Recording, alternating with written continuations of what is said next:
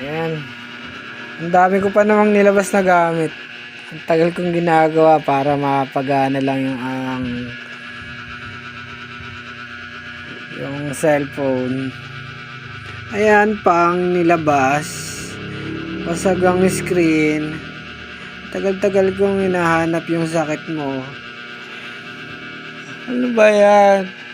Ayan yung mga gamit ko. Ang dami kong pyesa dito. Ano ba yan? Tapos, ilalabas mo sa akin, sira ang LCD. Nako po, sayang ang oras. Pero eto, ginagana na. Nako po. Wag ka na pong bumili ng LCD nito.